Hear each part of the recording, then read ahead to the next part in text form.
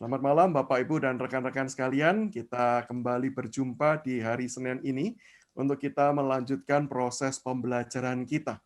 Nah, saya rindu mengajak kita kembali berdoa memohon pimpinan dan pertolongan Tuhan sebelum kita bersama-sama belajar dengan satu tema, yaitu problem of evil, masalah dari kejahatan. Mari kita berdoa. Bapa di sorga, kami saat ini kembali datang ke hadapan Tuhan dengan menyadari segala kelemahan dan keterbatasan kami. Apalagi ketika kami akan menggumulkan satu topik yang sangat serius. Topik yang bukan cuma sekedar membuat kami berpikir dengan keras, tetapi juga merasakan pergumulan di dalam batin setiap kami, sehingga kami bertanya-tanya terkait dengan kebaikan Tuhan, kemahakuasaan Tuhan, ketika kami harus mengalami kondisi-kondisi kehidupan yang tidak ideal. Maka Tuhan, saat ini kami sungguh membutuhkan hikmat dan pertolongan Tuhan. Pakailah hamba-Mu yang lemah dan terbatas ini ya Tuhan, untuk boleh menjadi alat-Mu menyatakan segala kebenaran Tuhan, sehingga setiap kami boleh kemudian mengerti akan kebenaran Tuhan, dan setiap kami boleh kembali dikuatkan oleh firman Tuhan, dan setiap kami boleh kemudian menyerahkan hidup kami sekali lagi, untuk boleh hidup di dalam Engkau dan hidup bagi Engkau. Berkati waktu ke depan ini Tuhan di dalam proses kami belajar bersama-sama ini. Dengar doa kami demi Yesus Kristus kami berdoa, kami berserah diri. Amin. Baik Bapak Ibu dan rekan-rekan sekalian, hari Pak ini kita Samuel. membahas sebuah tema Pak yang Sim, bagi... suaranya agak kecil. Oh, oke. Ya, thank Cek. you. Ya, Apakah sekarang sudah lebih jelas, Pak? iya, oke. Cek. Oke. Maaf, tadi agak ada kendala. Ya, baik, Pak. Oke. Bapak Ibu, kita membahas sebuah tema yang saya harus akui dengan jujur di awal. Ini bukanlah sebuah tema yang mudah. Dari 3 kali sesi Bapak Ibu ya, 3 kali sesi yang kita sudah lewati, 2 kali sesi yang sudah kita lewati, dan ini adalah sesi terakhir malam hari ini ya. Saya paling bergumul ketika diminta menyampaikan tentang topik ini, yaitu problem of evil, yang biasanya kita bukan cuma sekedar membahas tentang evil, kejahatan, apalagi ini bukan tema tentang demonik ya, atau demonologi, atau pembelajaran tentang kuasa gelap atau si setan, tetapi tentang adanya kondisi kejahatan yang ada di sekeliling setiap kita yang menimbulkan penderitaan. Maka biasanya problem of evil ini selalu dikaitkan dengan problem of suffering. Masalah kejahatan selalu dikaitkan dengan masalah penderitaan. Dan ini bukan sebuah tema yang mudah. Kenapa? Karena tema ini adalah tema yang bukan cuma sekedar menjadi problem intelektual kita. Problem intelektual itu artinya itu secara pemikiran kita itu kita bermasalah. Contoh, selama ini kalau dikatakan salah satu rintangan terbesar di dalam problem intelektual yang menjadi tema orang Kristen, itu adalah tema tentang Tritunggal, doktrin Tritunggal. Nah, saya dan percaya kita semua bergumul secara intelektual terkait dengan tema ini.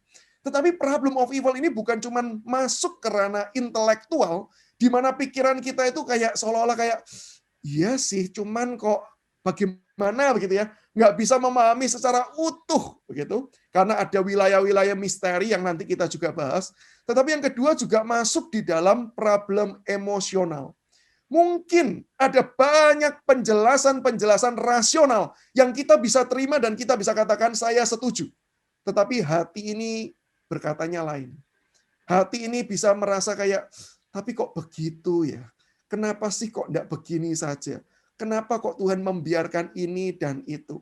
Apalagi Bapak Ibu kalau kita bukan sekadar membahas ini di dalam kondisi kita sedang webinar, tetapi kalau kita membahas kondisi ini ketika kita sedang mengalami apa itu penderitaan dan apa itu kejahatan. Nah, karena terkait dengan begitu luasnya, begitu kompleksnya, dan begitu rumitnya topik ini, sementara waktu kita itu cukup singkat, maka Bapak Ibu saya ingin memberikan batasan. Apa sih yang kemudian akan kita bahas, atau apa yang tidak kita akan bahas di dalam sesi malam hari ini. Yang pertama Bapak Ibu, batasan saya adalah saya tidak akan masuk dan membicarakan tentang bagaimana menjawab secara emosional terkait problem ini. Saya akan lebih banyak membicarakan tentang bagaimana kita bisa memahami bahwa masalah kejahatan, masalah penderitaan bukanlah masalah yang membuktikan bahwa Allah tidak ada atau Allah tidak baik. Itu yang kemudian akan kita bahas. Jadi lebih kepada ranah intelektualitas, bukan ranah emosional. Sehingga di dalam hal ini saya perlu mengatakan ini di depan, supaya jangan sampai Bapak dan Ibu salah memahami saya dan berkata, kok nggak peka banget ya? Kok kesannya menyepelekan masalah ya? Kok kesannya begitu simpel ya? Karena sekali lagi, yang menjadi rujukan dan acuan saya adalah aspek intelektualitas. Tetapi saya harus mengakui di dalam kita membahas hal ini, sebenarnya yang juga diperlukan adalah bagaimana melihatnya secara pastoral. Bagaimana pendampingan untuk kemudian seseorang itu bisa melalui lembah-lembah kekelaman dengan baik. Nah, dalam hal ini, itu isu pastoral yang saya tidak akan bahas. Nah, mungkin nanti kalau ada pertanyaan-pertanyaan terkait pastoral, saya cuma akan memberikan jawaban singkat saja.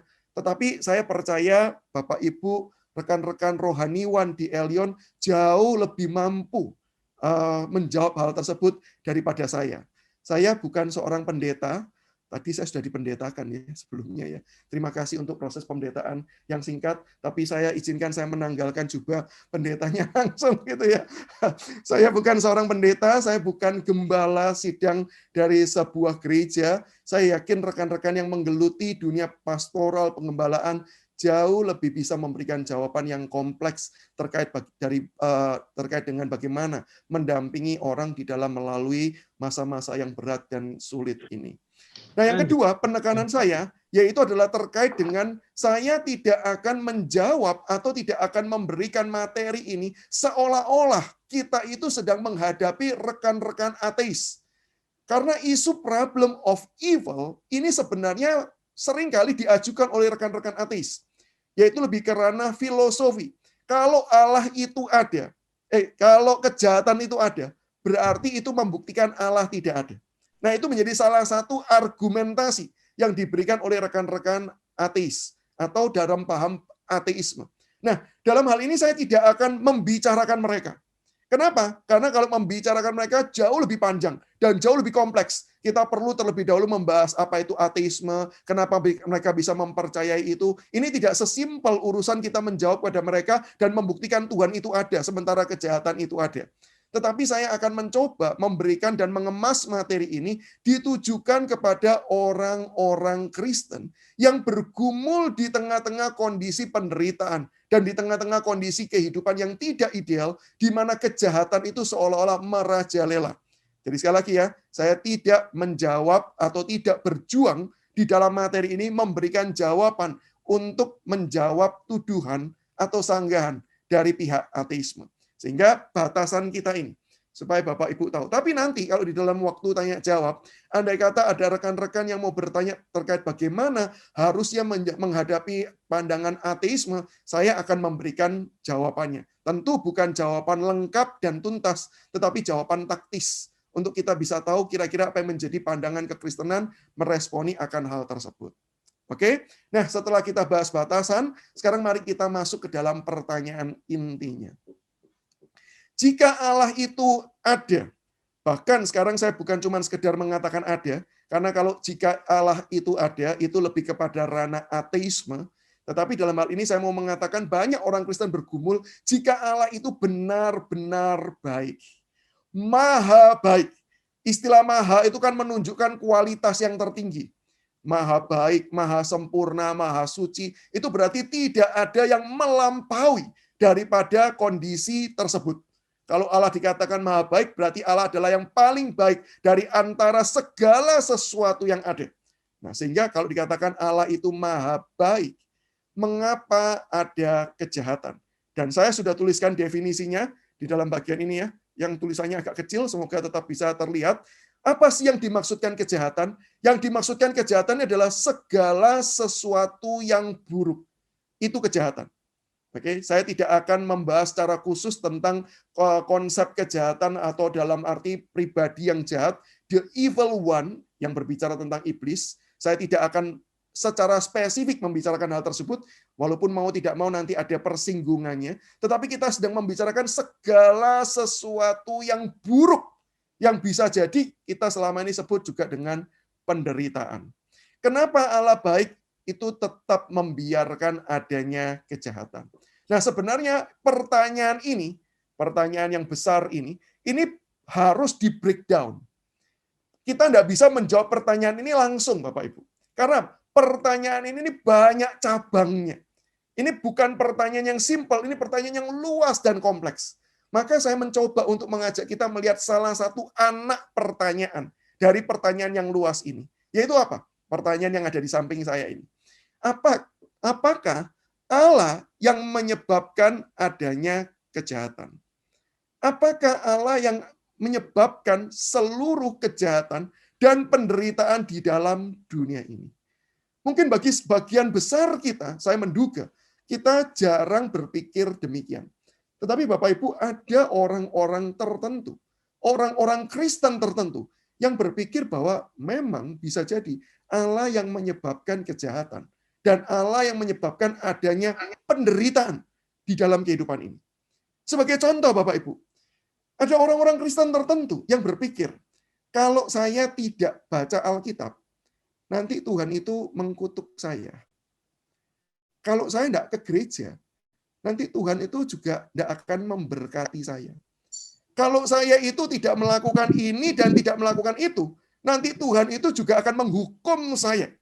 Nah, Bapak Ibu, sedikit banyak cara pikir semacam ini adalah cara pikir yang membayangkan bahwa Tuhan itu adalah pribadi yang bisa memberikan hal-hal yang baik. Tetapi Tuhan itu juga adalah pribadi yang bisa memberikan hal-hal yang buruk, hal-hal yang jahat di dalam kehidupan manusia. Sehingga di dalam hal ini, ada orang-orang Kristen tertentu yang percaya bahwa Allah itulah yang menjadi sumber dari segala kejahatan dan segala penderitaan. Apalagi kalau kemudian ditambah dengan argumentasi-argumentasi dari pembacaan Alkitab yang serampangan. Kenapa saya katakan serampangan? Karena jelas pembacaan Alkitab yang tidak memperhatikan konteks dan pembacaan Alkitab yang tidak menafsirkan berdasarkan genre dan budaya penulisan pada waktu itu bisa menghasilkan sebuah penafsiran yang keliru. Contohnya saya pernah ditanya di dalam Instagram saya, ada seorang yang pernah bertanya, bagaimana dengan kita yang harus menafsirkan bagian firman Tuhan di mana dikatakan Allah itu mengirimkan roh dusta kepada orang-orang tertentu. Berarti kan Allah ini mengutus setan kan untuk kemudian datang menghinggapi orang tersebut sehingga mengakibatkan orang tersebut berdusta. Nah, tentu saja Bapak Ibu, kita tidak bisa menafsirkan ini dengan melihatnya secara literal, apalagi dengan kacamata kita sekarang, bahwa ada roh dusta, ada roh sombong, ada roh bohong, bohong dusta sama ya, bohong, sombong, apalagi ya, malas gitu ya. Dan Bapak Ibu jangan dipikir bahwa itu nggak masuk akal. Saya pernah didatangi mahasiswa saya yang kemudian datang sebelum ujian akhir semester, lalu kemudian berkata begini, Pak, boleh enggak Bapak mendoakan saya? Saya ini akan menghadapi ujian akhir semester yang menentukan kelulusan saya, Pak. Wah, saya pikir ini orang rohani banget. Kenapa? Enggak pernah saya seumur hidup itu didatangi oleh mahasiswa minta didoakan sebelum ujian. Nah, ini mahasiswa minta didoakan kan harusnya saya gembira gitu ya, saya senang gitu. Lalu kemudian sebelum saya doakan saya tanya, "Wah, boleh tahu enggak kenapa kamu minta didoakan? Ada pergumulan khusus enggak?" Iya, Pak, karena ujian ini menentukan saya bisa lewat, lulus atau tidak dari mata kuliah ini. Saya sudah pernah gagal, Pak. Sudah pernah ngulang. Jadi mohon doakan saya. Wah, saya terharu sekali melihat ada seorang anak muda yang bukan cuma mengandalkan upaya belajarnya, tapi juga mengandalkan Tuhan. Lalu saya tanya, oke, jadi apa yang kamu takutkan selain karena kamu pernah gagal? Ada enggak kekhawatiran? Oh, ada, Pak. Yang paling membuat saya khawatir, apa? Kemarin malam saya lupa belajar, Pak. Perasaan saya langsung sudah nggak enak ya. Terus maksudmu apa dengan minta didoakan? Iya, Pak, saya tolong didoakan, Pak, supaya Tuhan itu mengangkat kepada saya, Pak, roh-roh lupa dalam otak saya, Pak. Dalam hati, emang ada ya roh lupa ya? Saya tuh mau cari di Alkitab bagian mana, kok yang nggak pernah nemu gitu. Saya tanya, kamu punya konsep roh lupa dari mana? Lu ya ada, Pak. Itu pendeta di gereja saya, Pak. Sering, Pak, mengajarkan ada roh lupa, ada roh malas, ada roh sombong, ada roh apa-apa gitu. Nah, Bapak Ibu, kalau kita baca jelas di dalam Alkitab tidak ada roh lupa ya. Kalau memberikan roh dusta itu memang ada. Tetapi penafsirannya jelas bukan maksudnya ada setan yang bagian khusus membohongi orang, bukan. Tetapi maksudnya adalah itu unsur kedagingan manusia. Nah, sehingga di dalam bagian ini Bapak Ibu, saya mau mengatakan bahwa apakah memang benar Alkitab atau konsep kepercayaan iman Kristen itu mengatakan bahwa adanya kejahatan atau adanya kondisi yang tidak ideal di dalam kehidupan kita itu disebabkan oleh Allah. Apakah itu benar atau tidak? Maka saya mengajak kita melihat, saya sudah berupaya untuk mengkategorikan supaya kita gampang melihatnya. Saya tidak akan tunjukkan ayat per ayat, tapi saya akan langsung buat kesimpulannya. Ada 7 penyebab terjadinya kejahatan dan terjadinya penderitaan di dalam dunia ini. Dan ini ayatnya tersebar dari perjanjian lama sampai perjanjian baru. Oke, yang pertama, apa penyebab adanya kejahatan? Jelas, yaitu karena ada oknum yang jahat. Siapa oknum yang jahat? Jelas Alkitab memberitahu yaitu adanya kuasa-kuasa jahat yang bekerja merusakkan rancangan Allah yang indah dan mulia. Sehingga kemudian mendatangkan adanya kejahatan, adanya kerusakan, adanya penderitaan di dalam kehidupan manusia. Si jahat itu, saya yakin dan percaya Bapak Ibu, tidak selalu bekerja secara aktif. Tetapi kok saya yakin dan percaya, dia selalu bekerja. Entah pasif, entah aktif. Apa yang dimaksudkan bekerja dengan pasif atau bekerja dengan aktif? Saya bisa gambarkan salah satu definisi yang paling mudah. Dan ini bukan merangkum semuanya, tetapi menjelaskan salah satunya. Ketika iblis atau setan itu bekerja secara aktif, berarti itu ibarat kalau di dalam gambaran Alkitab, yaitu iblis yang bekerja melalui Yudas. Karena catatan Alkitab dengan jelas menuliskan. Yaitu apa? Yaitu kemudian iblis merasuki Yudas. Dan kita perlu tahu Bapak Ibu ya, merasuki ini bukan artinya seperti orang kerasukan sekarang, yang teriak-teriak, yang eksorsis begitu ya. Tetapi mempengaruhi cara pikirnya secara aktif, sehingga kemudian dia melihat dan mengupayakan untuk menjual Yesus, gurunya itu, untuk kemudian mendapatkan keuntungan-keuntungan personal. Oke, ini pekerjaan secara aktif. Kenapa bisa tahu? Karena Alkitab yang mengatakannya. Alkitab menuliskan iblis bekerja merasuki Yudas. Tapi kalau ditanya berarti Yudasnya nggak salah dong. Kalau kemudian dia menjual Yesus. Karena kan ini pekerjaan iblis. Nah, Bapak Ibu, kita perlu tahu bahwa iblis bekerja ketika merasuki, dia berarti bukan membuat manusia tidak punya kontrol atas kehidupannya. Sekali lagi ya, konsep merasuki ini beda dengan pemahaman kita, eksorsis yang kita lihat, baik itu secara langsung, pengalaman mungkin kita pernah melakukan pelayanan pelepasan, ataupun seperti kita tonton di film, apalagi kalau di film ya, sudah banyak bumbu-bumbunya. Bukan seperti itu. Tetapi di dalam hal ini, iblis bekerja secara aktif, melakukan pekerjaan untuk membuat Yudas berpikir sesuai dengan cara pikirnya, dan bertindak sesuai dengan cara pikirnya iblis. Nah, ini adalah pekerjaan iblis yang aktif. Tetapi ada juga pekerjaan iblis yang sifatnya itu pasif. Dia membuat sebuah kondisi tertentu di mana orang itu sangat sulit untuk melakukan perbuatan-perbuatan baik. Sehingga di dalam hal tersebut, manusia mau tidak mau dihadapkan pada kondisi dilematis. Dan iblis tahu, di dalam kondisi seperti itu, manusia cenderung akan memilih yang jahat, bukan yang baik. Sebagai contoh, Bapak Ibu, apakah kita pernah mengalami sebuah situasi di mana kemudian kita itu menghadapi buah si malakama? Kita mau melakukan kebenaran, kita akan mengalami kerugian besar. Tetapi kalau kita tidak melakukan tersebut, kita berdosa. Tapi mungkin kita mendapatkan keuntungan-keuntungan tertentu ketika kita tidak melakukan kebenaran. Dan di tengah-tengah kondisi seperti ini, bukankah jujur banyak orang Kristen yang kemudian memutuskan, ya sudahlah, kali ini saya menyerah saja. Saya sulit kalau kemudian tidak melakukan hal ini. Kenapa? Kalau saya rugi itu loh. Mending kalau saya rugi cuma diri saya. Saya rugi itu buntutnya panjang. Saya punya istri, saya punya anak, saya punya keluarga, saya punya pegawai. Mending saya kemudian mengkompromikan kebenaran demi kemudian bisa menjamin kehidupan tertentu. Bapak Ibu, kalau ditanya salah siapa? Jelas salah orang tersebut.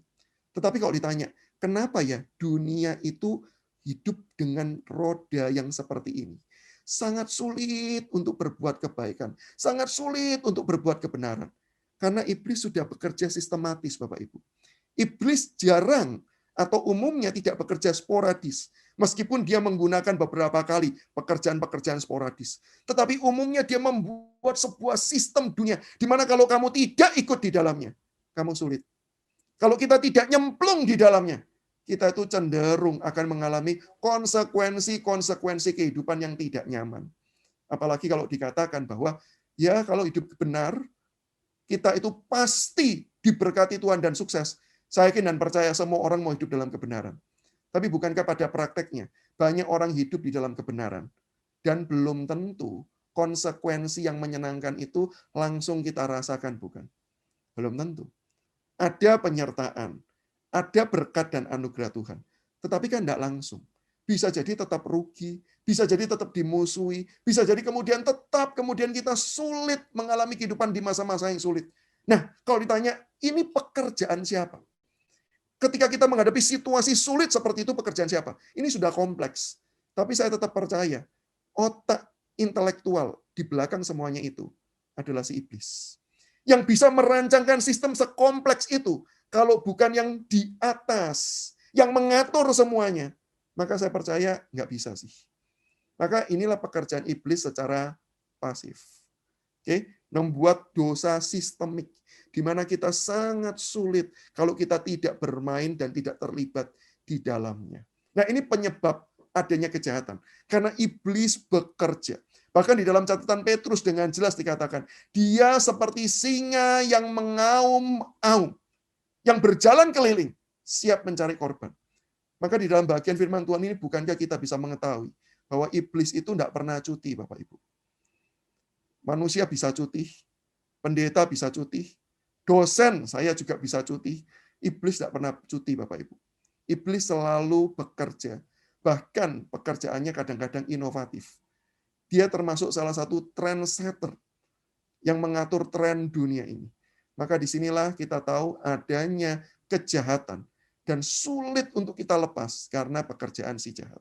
Yang kedua, kenapa sih kita itu bisa hidup di tengah-tengah kondisi yang tidak ideal, bisa ada kejahatan? Kita harus mengakui karena dunia ini juga sudah dikutuk bersama manusia yang jatuh. Kitab Kejadian pasal ketiga mencatat dengan jelas, ketika manusia sudah berdosa melawan Allah, maka bukan cuma manusia yang kemudian mendapat hukuman, tetapi dunia ini juga dihukum oleh Tuhan. Kalau ditanya kenapa, maka jawaban cepat saya adalah yang pertama, karena kepalanya jatuh, maka seluruh yang di bawahnya jatuh. Itu prinsip Alkitab. Kepala rusak, seluruh bagian rusak. Manusia sebagai chief atau the God of the earth, pimpinan dari dunia ini, yang menjadi wakil Allah memerintah, itu jatuh. Maka semua yang di bawahnya jatuh. Adam dan Hawa jatuh di dalam dosa, maka seluruh umat manusia hidup di dalam dosa. Ini konsep Alkitab. Maka ketika manusia jatuh, dunia ini juga dikutuk karena apa? Manusianya yang jatuh. Dan yang kedua, kenapa dunia ini juga dikutuk? Karena kutukan itu bukan cuma sekedar hukuman Allah kepada dunia, tetapi hukuman Allah itu merupakan sebuah profetik bahwa manusia yang jatuh memerintah di tengah-tengah kejatuhannya. Pastilah manusia bukan membawa kebaikan di dalam dunia ini, tetapi membawa keburukan, membawa kehancuran dunia ini. Maka kalimat hukuman Allah itu juga bernuansa profetik. Pimpinannya jatuh, kenapa kok bawahannya juga dihukum? Karena pimpinan yang jatuh tidak akan bisa memimpin dengan benar dan tepat. Dan disitulah dunia ini juga akan ikut rusak di bawah pimpinan manusia. Dan yang ketiga, kenapa dunia ini dikutuk? Selain profetik, dunia ini dikutuk sebagai hukuman kepada manusia yang jatuh di dalam dosa. Dengan kondisi yang jatuh, Tuhan ingin mengingatkan manusia, ingat, kamu sudah dalam kondisi kejatuhan. Ingat, kalau kamu merasa dunia ini tidak ideal, justru itu tujuan Allah. Tujuan Allah untuk apa? Menyatakan bahwa ini bukanlah yang seperti rancangan sesungguhnya. Kita itu didesain, Bapak Ibu, manusia didesain dengan sebuah konsep dan kerinduan di dalam hati. akan adanya sebuah kehidupan yang ideal, adanya sebuah kondisi keadilan, adanya sebuah kondisi yang kebenaran. Sehingga tidak heran Bapak Ibu, kalau kita hidup di dalam dunia ini, lalu kita diperlakukan tidak adil. Pasti kita rasa tidak fair. Kita rasa pingin untuk mendapatkan keadilan. Kenapa? Karena itu desain Allah. Kita diciptakan dengan keadilan, kita diciptakan dengan kebenaran. Ketika dunia ini sudah rusak, dunia ini kemudian berlaku tidak adil terhadap kita, kita merasa tidak nyaman. Hal itu untuk mengingatkan bahwa kita sudah jatuh. Dunia ini memberitahu kita hidup yang membutuhkan sesuatu untuk memulihkan. Dan pemulihan itu bukan datang dari kita. Pemulihan itu datang dari Allah. Maka itu kenapa dunia ini juga dikutuk oleh Tuhan sebagai bagian dari hukuman Tuhan, peringatan Tuhan, sekaligus undangan Tuhan untuk melihat bahwa solusi bukan datang dari kita, solusi datangnya dari Tuhan. Ini yang kedua. Yang ketiga adalah penyebab adanya evil, kondisi buruk di sekitar kita, yaitu adalah faktor kedagingan kita. Banyak kali kita berbuat salah, kita berbuat yang kemudian menyebabkan kondisi kita itu rumit dan kompleks, karena kemudian keputusan-keputusan kita yang memenuhi nafsu, ego kita. Dan dalam hal ini saya tidak perlu memberikan contoh detail, karena saya yakin dan percaya ini merupakan bagian yang paling sering kita hadapi. Sering kita menghadapi kesulitan, sering kita mengalami penderitaan, sering kita mengalami yang jahat. Karena apa? Karena kita mengambil keputusan yang keliru. Yang keempat yaitu keterbatasan kita. Ini bukan dosa, tetapi karena keterbatasan kita melihat akan sesuatu, melihat situasi tertentu, sehingga kemudian kita itu salah mengambil langkah yang bukan dosa ya. Salah mengambil langkah karena kita tidak tahu yang mana yang harusnya diambil, A atau B. Dalam bisnis, kita tidak tahu, ini A bakal untung atau B bakal untung, kita tidak tahu. Kita mengambil salah satu jalan, dan kemudian jalan itu membawa kepada kehancuran atau membawa kepada kerusakan yang kemudian kita tidak prediksikan. Nah, sehingga di dalam hal ini, itu yang disebutkan dengan keterbatasan. Tetapi kita juga bisa mengalami kondisi kejahatan, penderitaan, karena keberdosaan orang lain. Bukan dosa kita, dosa orang lain. Orang lain lalai mengakibatkan kecelakaan.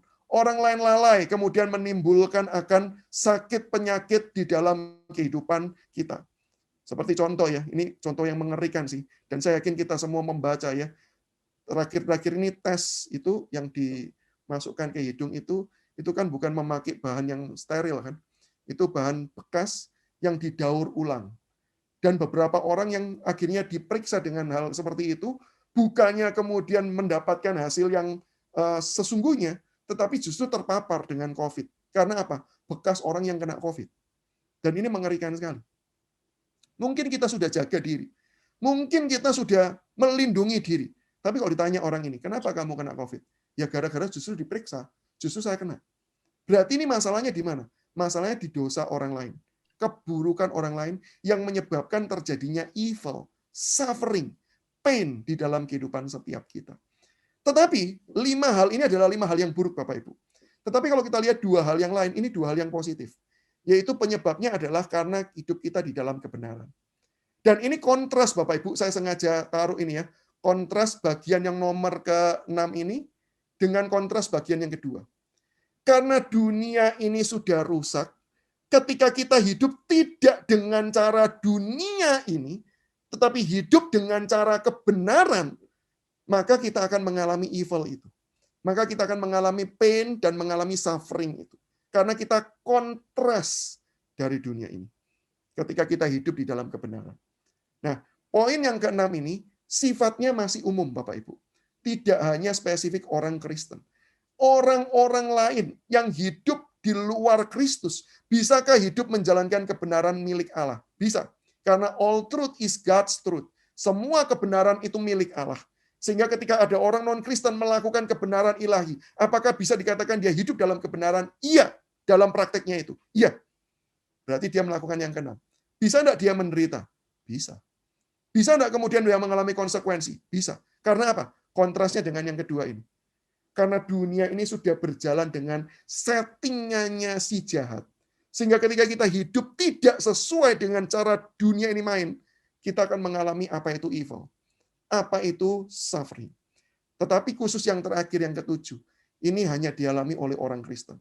Dan kita harus perhatikan ada beda hidup dalam kebenaran dengan hidup di dalam Kristus. Tidak semua hidup di dalam kebenaran itu hidup di dalam Kristus. Tetapi semua yang hidup di dalam Kristus akan hidup di dalam kebenaran. Saya ulangi ya, tidak semua orang yang hidup di dalam kebenaran hidup di dalam Kristus. Contohnya jelas, tidak semua orang yang tidak korupsi itu orang Kristen. Bahkan ada orang-orang yang korupsi adalah orang Kristen. Betul kan ya? Tetapi tidak semua orang yang tidak korupsi itu Kristen. Oke, berarti dalam hal ini apakah orang yang tidak Kristen dan tidak korupsi di tengah-tengah dunia korupsi, kolusi, nepotisme ini berarti dia hidup dalam kebenaran? Ya. Apakah orang tersebut bisa menderita? Ya. Dia menderita karena apa? Dia menderita karena kebenaran. Karena dia hidup tidak seperti dunia yang sudah rusak dalam dosa. Tetapi orang yang menderita karena Kristus, bisa saya katakan satu contoh khusus, yaitu adalah orang yang memberitakan Injil. Sudah ini spesifik sekali. Tidak mungkin orang non-Kristen memberitakan Injil. Hanya orang Kristen yang memberitakan akan kasih anugerah di dalam Yesus Kristus. Apakah dia menderita? Iya. Karena apa? Nah, yang nomor terakhir ini kontrasnya sama nomor 1. Karena itulah yang ditentang oleh si jahat. Ketika kita memberitakan Injil, tujuannya apa? Tujuannya kita menghadirkan kerajaan Allah di dalam dunia ini. Ingat dalam doa Bapa kami, datanglah kerajaanmu di bumi seperti di surga. Kita memberitakan Injil supaya orang itu mengenal akan kasih Kristus dan mereka berjuang hidup di dalam Kristus dan hidup menyatakan Kristusnya, membawa perbaikan di dalam dunia ini. Sehingga ketika hidup orang itu di dalam Kristus, dia akan menghadirkan kerajaan Allah di tengah-tengah dunia ini. Dan itu yang setan tidak mau. Setan mau dunia ini berjalan sendiri saja. Sebenarnya dengan berjalan sendiri, itu artinya berjalan mengikuti dia. Maka kalau kita perhatikan, godaan iblis kepada Yesus yang terakhir, sujudlah menyembah kepadaku, semua akan kuberikan. Dari situ kita tahu bahwa sebenarnya penguasa dunia ini, penguasa sementara ya, bukan penguasa selamanya, penguasa sementara, itu adalah si iblis. Dia seolah-olah mau berkata kepada Yesus, kamu bisa menang dengan cara gampang. Sujud saja. Maka aku tidak akan cawe-cawe lagi. Kamu akan take over segala sesuatunya. Nah inilah ketika kita memberitakan Injil, kita menghadirkan kerajaan Allah, kita menghadirkan pemerintahan Allah, dan yang disembah cuman Allah, bukan setan. Disitulah setan berusaha menantang. Karena setan sedang berusaha membawa banyak orang sujud menyembah kepada dia. Meskipun orang itu tidak sadar, sedang menyembah kepada si iblis. Nah inilah 7 alasan adanya evil. Adanya kondisi-kondisi yang tidak ideal. Adanya penderitaan-penderitaan yang terjadi di sekeliling setiap kita. Sehingga sekali lagi, bukan Allah yang menyebabkan kejahatan. Bukan. Kalau ditanya, kalau gitu kenapa kok ada kejahatan? 7 hal itu kenapa bisa terjadi? Jawabannya adalah karena Allah merancangkan semuanya dalam kebaikan, kesucian, dan kemuliaan, termasuk ketika Allah memberikan kepada manusia kehendak bebas yang bisa dipakai untuk menyatakan kasih manusia kepada Allah, tetapi juga bisa dipakai untuk melawan Allah. Allah memberikan kepada manusia kehendak bebas. Dan kehendak bebas itu adalah rancangannya yang baik, rancangannya yang suci, rancangannya yang mulia, dan rancangan yang diberikan untuk tujuan yang benar. Yaitu apa? Manusia diberikan kehendak bebas, supaya dengan kehendak bebas itu manusia memutuskan untuk mau menyatakan kasihnya kepada Allah. Kalau manusia disetel, seperti robot, maka kasihnya nggak tulus. Kasihnya settingan. Itu bahasa sekarang ya. Kasihnya settingan. Tetapi kalau manusia itu punya pilihan, lalu manusia di tengah-tengah pilihan, manusia tetap berkata, aku mau mengasihi Allah, yaitu tulus. Dan itu rancangan Allah dalam kehendak bebas. Tetapi namanya kehendak bebas, berarti manusia bebas memutuskan, mau dipakai yang benar, atau mau dipakai yang salah. Nah, di dalam hal ini kita tahu bahwa datangnya kejahatan itu karena kehendak bebas yang dipakai justru untuk melawan Allah. Tetapi Allah tidak bersalah dalam hal ini. Karena Allah bukan yang menyebabkan kejahatan. Allah memberikan kehendak bebas, dan kehendak bebas itu baik. Sekali lagi ya, kehendak bebas tidak netral, Bapak Ibu. Jangan berpikir bahwa kehendak bebas itu sama seperti pisau. Pisau itu netral, dipakai baik bisa, dipakai buruk bisa. Sebenarnya ilustrasi itu punya kelemahan di dalam menjelaskan kehendak bebas. Karena apa? Berarti ada kondisi netral. Enggak. Allah merancangkan kehendak bebas itu dengan tujuan yang baik, bukan dengan tujuan yang buruk. Jadi nilai intrinsik dalam kehendak bebas itu positif, bukan negatif. Tetapi manusia kemudian merusakkannya dan memakainya untuk tujuan yang buruk. Sehingga dalam hal ini bukan salah Allah, tetapi justru salah dan tanggung jawab manusia. Nah, namun hal ini Bapak Ibu membawa kita kepada pertanyaan sorry. Dalam hal ini saya salah. Yang ini. Dan dalam hal ini membawa kita pada pertanyaan kedua. Subtopik dari pertanyaan yang kedua di pertanyaan ini. Jika Allah baik, mengapa ada kejahatan? Yaitu apa pertanyaan yang kedua? Kenapa Allah tidak mencegah atau tidak membiarkan adanya kejahatan itu dihapuskan? Kenapa Allah kok diam saja? Allah kan baik. Apalagi ditambah ini. Allah bukan cuma maha baik, tapi Allah juga maha kuasa. Kenapa sih Allah yang maha baik dan Allah yang maha kuasa itu membiarkan? Kan Allah tahu bakal ada malaikat yang jatuh. Kan Allah tahu bakal ada manusia yang jatuh. Kenapa kok Allah diam saja? Nah, Bapak Ibu, di dalam menjawab pertanyaan ini, saya harus memulai dengan jawaban jujur ini. Saya tidak tahu jawaban pastinya.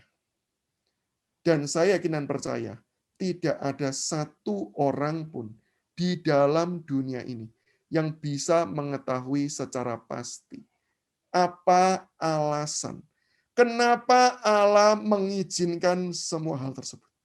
Tidak ada yang tahu.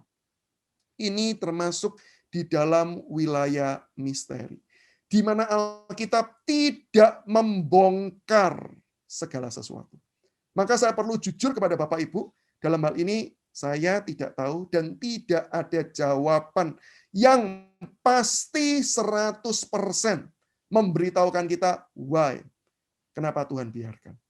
Nah, di dalam hal ini, kalau Bapak Ibu bertanya-tanya, saya cuma punya satu saran. Yaitu apa? Nanti kalau kita masuk surga, ini kalau loh ya, kan saya juga enggak tahu Bapak Ibu nanti masuk surga apa enggak gitu ya. Nah, nanti kalau masuk surga, bolehlah ditanyakan sama Tuhan secara langsung. Kenapa sih kok Tuhan biarkan semua itu? Dan saya kok yakin Bapak Ibu.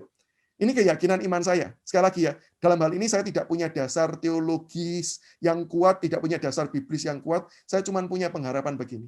Nanti kalau kita sampai di surga, kita melihat Tuhan di dalam segala keindahan, dalam segala kebaikannya. Semua pertanyaan-pertanyaan itu seolah-olah juga mungkin terjawab sendiri, Bapak Ibu. Nah, saya nggak tahu apakah memang benar seperti itu atau tidak. Tapi jujur harus katakan, Alkitab silent, tidak memberitahu detail. Kenapa ini, kenapa itu, kenapa begini, kenapa begitu. Ya, saya harus mengatakan ini di luar dari kapasitas saya. Oke? Jadi Alkitab tidak menyatakan secara eksplisit. Tapi kalau ditanya, apakah berarti tidak ada hint atau tidak ada tanda-tanda di mana kita itu bisa belajar sesuatu, menjawab pergumulan ini? Karena ini kalau nggak dijawab, kita juga selalu bertanya, iya ya, kenapa kok Tuhan nggak cegah? Dan itu akan membuat kebingungan kalau kita nggak bisa memberikan sebuah argumentasi yang tepat menjawab pertanyaan ini. Maka Bapak Ibu saya katakan, ada jawaban. Tetapi bukan jawaban yang sifatnya eksplisit. Tapi jawaban yang sifatnya adalah merupakan kesimpulan dari berbagai macam pernyataan-pernyataan yang ada di dalam Alkitab. Saya ulangi ya, kalau ditanya gini, kenapa Allah biarkan kejahatan? Bapak Ibu cari dalam perjanjian lama sampai perjanjian baru, tidak akan muncul jawabannya. Tidak akan muncul. Tetapi, kalau gitu bisa tidak pertanyaan ini dijawab? Dengan cara bagaimana? Yuk kita perhatikan beberapa prinsip yang Alkitab dengan tegas nyatakan. Lalu dari situ, nanti kita akan tarik kesimpulannya. Untuk kemudian kita bisa belajar mengetahui apa yang menjadi jawaban dari pertanyaan ini. Oke, Alkitab yang pertama, Bapak Ibu ya. Alkitab itu menggambarkan dengan jelas akan kedaulatan Allah yang mutlak. Di dalam perjanjian lama sampai perjanjian baru jelas, Allah itu berdaulat atas segala sesuatu. Tidak ada yang bisa merusakkan rancangannya, tidak akan ada yang bisa menggoyahkan pikirannya. Tidak ada yang bisa merubah apa yang menjadi ketetapannya. Alkitab menggambarkan bahwa Allah sudah menetapkan segala sesuatu di dalam kebijaksanaannya Dia. Maka Bapak Ibu, di dalam hal ini sederhananya, Alkitab mengingatkan kita, let God be God. Biarlah Tuhan yang menjadi Tuhan. Di dalam hal ini kita tidak bisa kemudian meragukan Dia, karena Dialah yang Tuhan, bukan kita yang Tuhan. Dan itu yang menjadi sudut pandang standpoint Alkitab. Atau boleh saya katakan dengan lebih eksplisit, itulah yang menjadi sudut pandang teologi reform melihat berdasarkan apa yang Alkitab nyatakan. Alkitab memberitahu Allah adalah Allah. Kalau Dia mau melakukan A, ya terserah Dia. Kenapa? Loh, Dia yang membuat segala sesuatu kok. Dia menciptakan alam semesta ini kok. Jadi kalau Dia mau merancangkan apapun, yang terserah Dia. Ibaratnya kalau seperti orang, seperti saya pernah berikan ilustrasi, saya lupa di dalam webinar ini atau webinar yang lain ya. Misalnya, kita kan tidak pernah bertanya, kenapa kok orang itu kalau main bola basket, kalau di dalam lingkaran itu dia memasukkan, maka dia dapat nilai 2. Kalau kemudian dia di luar lingkaran, dia memasukkan bolanya di dalam keranjang itu, dia mendapatkan nilai 3, dan sampai di luar batas berapapun tetap nilainya sama, tetap 3. Kenapa kok enggak kalau setengah lapangan jadi 5? Kenapa kok dari ring kita masukkan ke ring lawan, langsung dilempar gitu ya, dapat nilai 10? Kenapa kok enggak begitu? Ya jawaban sederhananya begini, ya terserah yang buat aturan pertama kali dong. Ya terserah yang buat permainan itu dong. Kenapa? Ya dia yang membuat. Dia mau ngatur bagaimanapun ya terserah dia. Kenapa? Dia sang pembuat. Nah di dalam hal ini, dunia, manusia, semua ciptaan dibuat oleh Allah. Sehingga Allah mau melakukan apapun, itu haknya Dia. Nah ini standpoint pertama kita. Let God be God. Biarlah Tuhan yang menjadi Tuhan. Tetapi Bapak Ibu, dalam hal ini mungkin banyak orang berkata, tapi kok masa gitu ya? Nah, sekali lagi ya, dalam hal ini kalau Bapak Ibu mempertanyakan itu, saya duga itu sudah permainan perasaan. Gitu ya. Itu bukan lagi permainan rasio. Karena kalau permainan rasio, ya wajar nggak sih kalau kita bilang, let God be God, biarkan Tuhan menjadi Tuhan, ya wajar sih. Tapi kan kita bisa merasa gini, tapi kok ya, kenapa ya kalau Tuhan kok enggak mencegah, kenapa kok enggak begitu? Nah itu sudah permainan feeling kita. Sulit dijawab tuntas secara intelektual.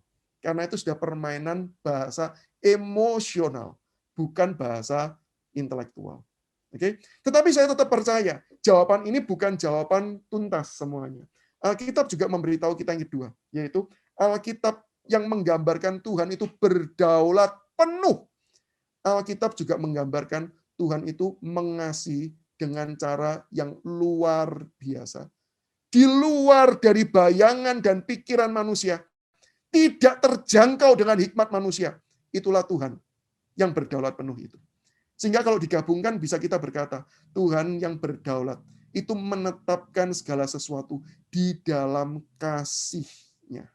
Ini gambaran Alkitab terkait dengan siapakah Allah tersebut. Dia adalah Allah yang Maha Kasih. Dan kalau kita baca dari Perjanjian Lama sampai Perjanjian Baru, kita akan mendapati secara jelas bagaimana Allah itu mengasihi manusia. Kalau Bapak Ibu mau belajar memahami kasih Allah yang luar biasa ya, saya sarankan belajar secara mendalam beberapa kitab yang kalau saya baca sendiri itu ya, saya bisa tahu bahwa ini keren banget lah Allah kita itu. Yang pertama itu adalah catatan hakim-hakim.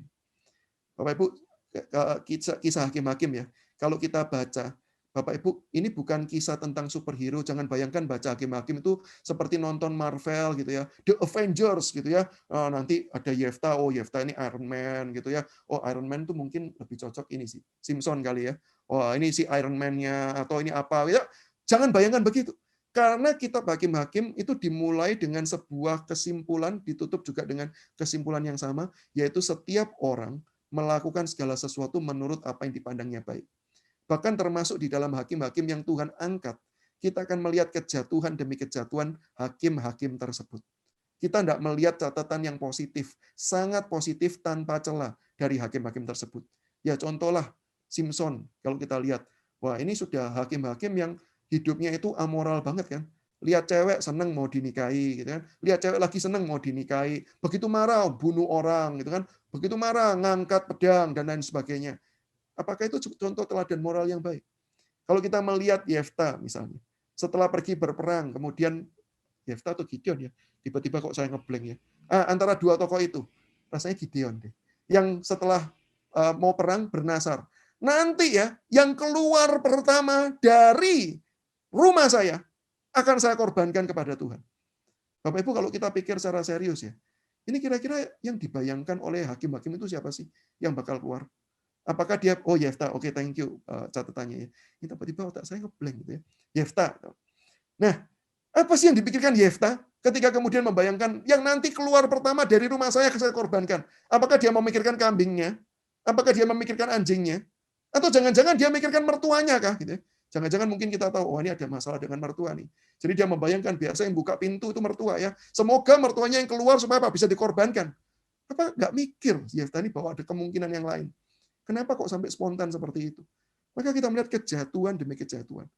Tapi kalau kita melihat ya, bukan cuma pemimpin yang jatuh, Israel yang jatuh. Dan kalau kita memperhatikan catatannya, ada pola begini. Israel berbuat dosa di hadapan Tuhan. Kemudian Tuhan menyerahkan mereka kepada X, bangsa asing. Setelah 20, 30, 40 tahun mereka hidup dalam penderitaan, maka Tuhan mengingat Israel tersebut. Lihat, kasihnya Tuhan. Tuhan hukum, ya. Tapi Tuhan tidak pernah membiarkan selama-lamanya. Tuhan disiplin, iya. Tapi Tuhan tetap mengingat mereka dan mau melepaskannya. Ini kasih yang luar biasa. Yang kalau kita lihat semuanya itu sampai pada akhirnya, puncaknya pada Yesus Kristus. Yang rela datang ke dalam dunia. Maka ada satu gambaran Bapak Ibu, yang menjadi sebuah ini ya kesimpulan dari seorang tokoh begini. Kenapa manusia itu menciptakan figur Superman? Kenapa menciptakan figur Superman? Karena itulah kerinduan manusia. Manusia sadar bahwa tidak ada solusi dari dirinya. Butuh dari luar datang dan menolong. Dengan kekuatan supernya. Dan orang cuma bisa membayangkan itu myth, itu mitos. Tetapi bukankah itu yang Allah kerjakan? Sehingga nggak heran si S. Lewis, tokoh penulis terkenal itu kemudian mengatakan, inkarnasi Yesus itu adalah mitos yang menjadi fakta. Apa yang menjadi mimpi manusia yang selama ini manusia cuma pikirkan. Tapi Allah justru rancangkan itu sejak dari semulanya. Yesus Kristus datang, rela menjadi manusia, menjadi hamba, menderita sampai mati. Itulah Allah yang penuh kasih. Sehingga kalau kita melihat karya Kristus di atas kayu salib, bukankah kesimpulan kita satu? Ini karya kasih yang luar biasa, tanpa batas. Kita tidak bisa menyelami kenapa Allah tetap mau mengerjakan karya seperti ini. Dan ini gambaran Alkitab. Allah yang berdaulat penuh atas segala sesuatu adalah Allah yang mengasihi demikian rupa. Bahkan dikatakan sejauh timur dari barat, Tuhan membuang dosa kita. Jauh ke dalam tubir laut, Allah kemudian melemparkan kesalahan-kesalahan kita. Itu Allah yang luar biasa baik. Itu penggambaran Alkitab yang kedua. Penggambaran Alkitab yang ketiga, yaitu Alkitab menggambarkan dengan jelas adanya pengaruh dosa di dalam cara berpikir manusia. Nah, sehingga disinilah kita suka mempertanyakan, kenapa sih kok Allah tidak mencegah? Kenapa sih kok begini dan begitu? Karena memang cara pikir kita juga sudah dipengaruhi dari dosa.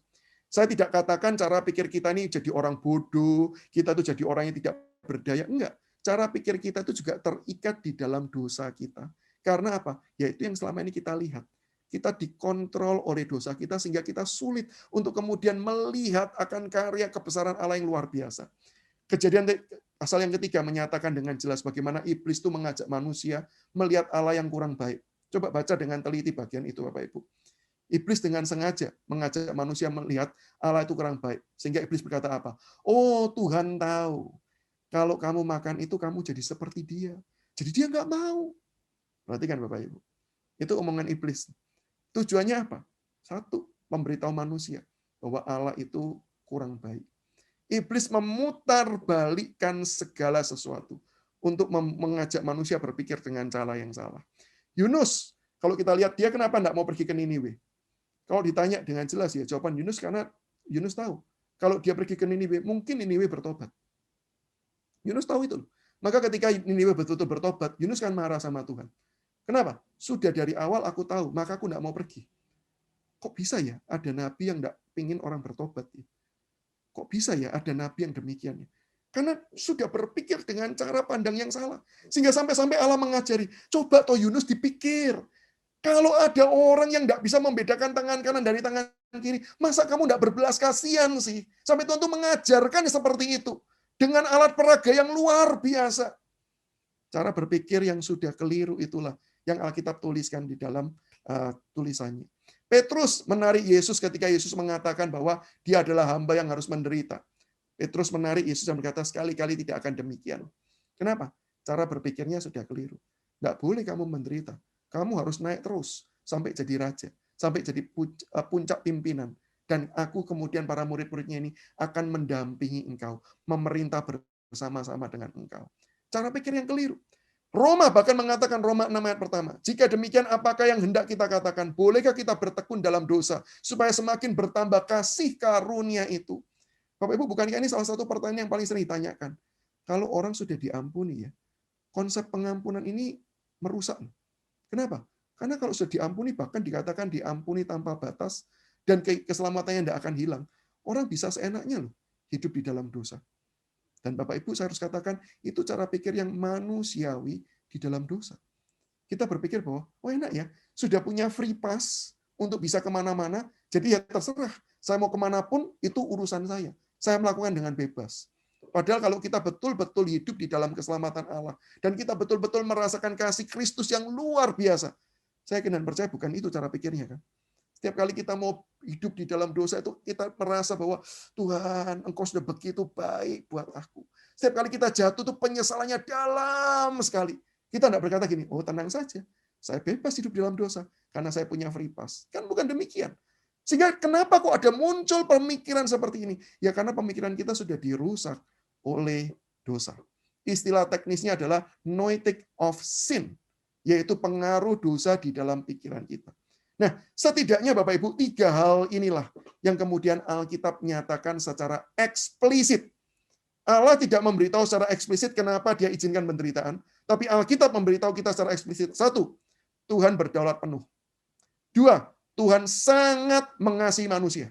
Dan ketiga, manusia berdosa dalam cara pikirnya, termasuk ketika melihat segala kebaikan dan segala anugerah Tuhan. Sehingga dari 3 pernyataan eksplisit Alkitab ini, apa yang kemudian menjadi kesimpulan kita? Yang pertama, di dalam segala kedaulatan dan kasih Allah yang besar, Tuhan itu tidak akan membiarkan penderitaan dan kejahatan tanpa Ia bisa mengatasinya. Saya ulangi, ini merupakan kesimpulan kita untuk menjawab, kenapa sih kok Allah membiarkan? Kalau Allah membiarkan, ini alasannya. Dia tidak akan membiarkan tanpa Ia bisa mengatasinya. Maka sekali lagi saya ulangi bagaimana konsep predestinasi yang diajarkan di dalam Alkitab. Predestinasi mengajarkan apa? Yaitu bahwa sejak dari awal, sebelum manusia diciptakan, Allah sudah menetapkan jalan keselamatan dan Allah sudah menetapkan bagaimana orang itu diselamatkan. Maka ketika kemudian Allah sudah menetapkan jalan keselamatan sebelum manusia diciptakan, tujuannya apa? Supaya ketika manusia nanti di satu titik jatuh di dalam dosa, mereka jatuh di dalam dosa, di dalam keberadaan jalan keluar. Sudah ada solusi yang Allah berikan, yaitu apa? Jalan keselamatan. Yang Allah Bapa tetapkan, Yesus Kristus kerjakan, dan Roh Kudus secara aktif melakukan di dalam kehidupan pribadi, lepas pribadi. Allah sudah mempunyai solusinya. Sehingga ketika Allah itu membiarkan adanya kesulitan, Bapak Ibu, Allah tidak akan biarkan itu semua tanpa solusi. Kalau saya boleh bahas sedikit yang lebih praktis, Bapak Ibu. Ketika manusia hidup di dalam sistem dunia yang korup, lalu manusia hidup dalam kebenaran, apakah kemudian Allah membiarkan orang-orang benar itu tidak mendapatkan upahnya? Saya katakan tidak. Allah akan memberikan upah bagi mereka yang hidup di dalam kebenaran. Entahkah upah itu terjadi masa kini, di dalam kehidupan sekarang, atau nanti. Tetapi Allah memperhitungkannya. Dia memberikan solusi, dia memberikan jalan keluar. Dia membukakan pintu ketika kita menghadapi kondisi-kondisi dilema. Bahkan ketika pintunya itu seolah-olah tetap ada konsekuensi. Tuhan memberikan kekuatan, Tuhan memberikan penyertaan, Tuhan memberikan penghiburannya. Sehingga tidak ada satupun yang tanpa solusi. Sehingga memang Tuhan izinkan enggak? Ya, di dalam kedaulatannya Tuhan mengizinkan dan membiarkan kejahatan ada. Tetapi semua ada solusinya. Bahkan ketika Tuhan mengizinkan manusia dengan kehendak bebasnya berdosa, ada solusi jalan keselamatan yang Tuhan berikan. Yang kedua, Bapak Ibu, di dalam segala kedaulatan dan kasih Allah yang besar, Ia tidak membiarkan penderitaan dan kejahatan tanpa akhir. Semua kejahatan, semua penderitaan ada titik akhirnya. Yaitu apa? Kalau boleh saya katakan secara cepat, yang pertama adalah kematian. Dan kita tahu ketika kita ada orang mati di dalam Kristus, maka dia mengakhiri semua kejahatan dan semua penderitaan di dalam kehidupannya. Karena dia akan bersama-sama dengan Kristus, menikmati kasih, sukacita, kebaikan, tanpa batas dan tanpa penghalang lagi. Sehingga disitulah kejahatan, penderitaan itu ada batasnya. Bahkan termasuk ketika nanti di akhir zaman. Kejahatan dan penderitaan itu ada batasnya. Ketika apa? Ketika orang-orang percaya hidup memerintah bersama-sama dengan Allah secara total.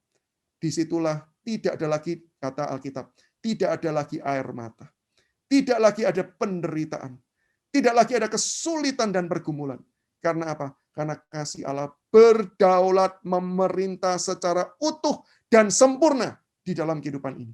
Sehingga, kenapa kok kalau kita membaca ya, Yohanes kemudian menuliskan kitab Wahyu. Kenapa Yohanes kemudian menuliskan kitab Wahyu berdasarkan wahyu yang kemudian Allah berikan kepada dia? Yaitu alasannya adalah untuk menguatkan orang-orang Kristen pada waktu itu yang hidup di dalam penderitaan.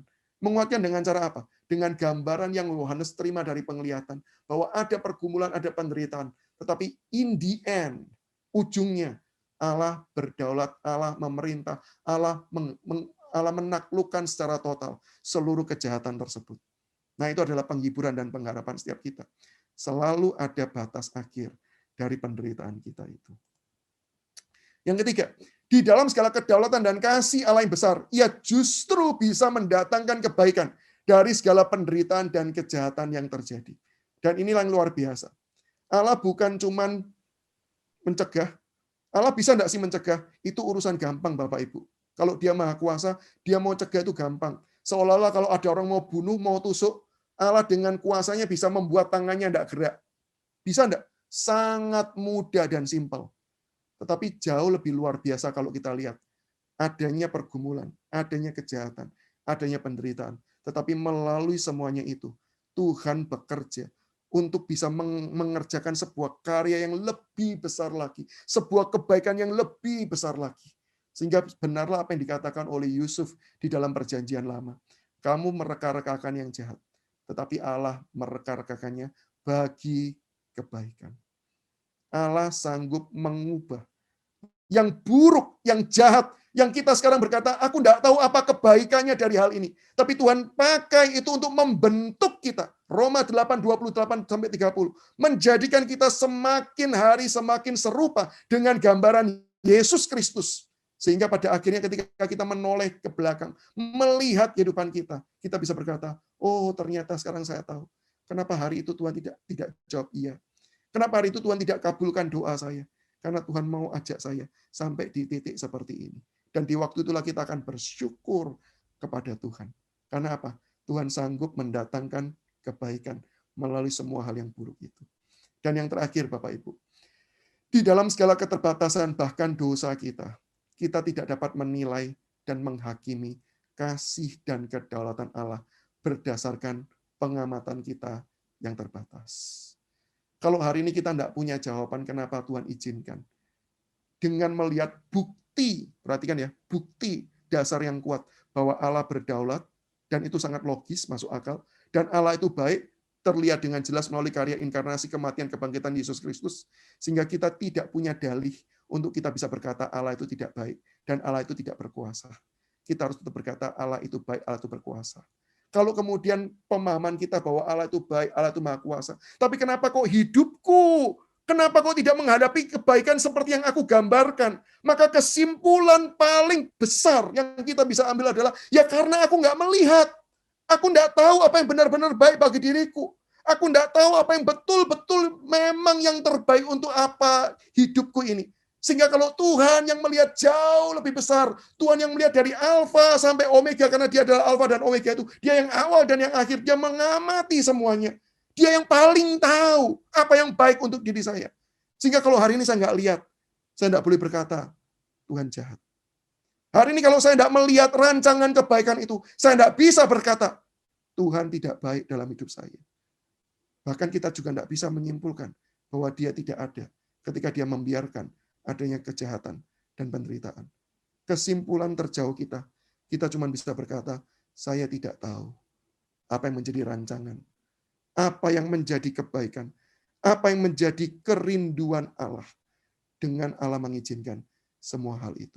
Ingat, kita harus mengakui keterbatasan kita. Kita melihat serba terbatas. Tapi Allah yang sanggup melihat segala sesuatu tanpa batas. Disitulah kita harus percaya kalau dia berdaulat penuh dan dia maha kasih. Dia tidak akan membiarkan yang buruk tanpa punya solusi, tanpa akhir, dan tanpa bisa mendatangkan kebaikan bagi setiap kita. Maka saya menutup dengan sebuah syair yang dituliskan oleh seorang penulis dan kemudian sudah dikubah menjadi sebuah lagu. God is too wise to be mistaken. Allah itu terlalu bijaksana untuk salah. God is too good to be unkind. Dia terlalu baik untuk kemudian bisa menjadi orang yang jahat. So when you don't understand, ketika kamu tidak mengerti, when you don't see his plan, ketika kamu nggak bisa melihat rencananya, when you can't trace his hand, ketika kamu nggak bisa melihat pekerjaan tangannya, firman Tuhan mengatakan, trust his heart. Kasihnya, kedaulatannya yang mutlak, yang akan memberikan yang terbaik bagi setiap kita. Mari saya ajak kita mendengarkan referen dari lagu ini, satu kali aja, setelah itu saya akan memberikan kesempatan untuk kita bertanya jawab.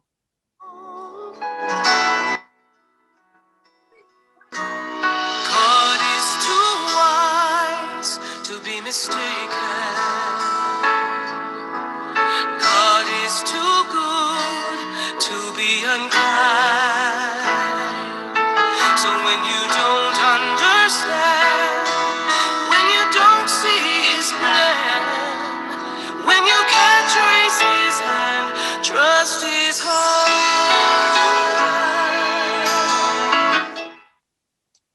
Amin.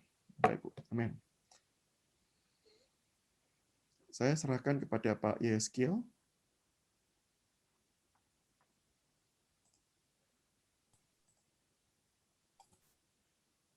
Terima kasih Pak Samuel. Oh iya, oke.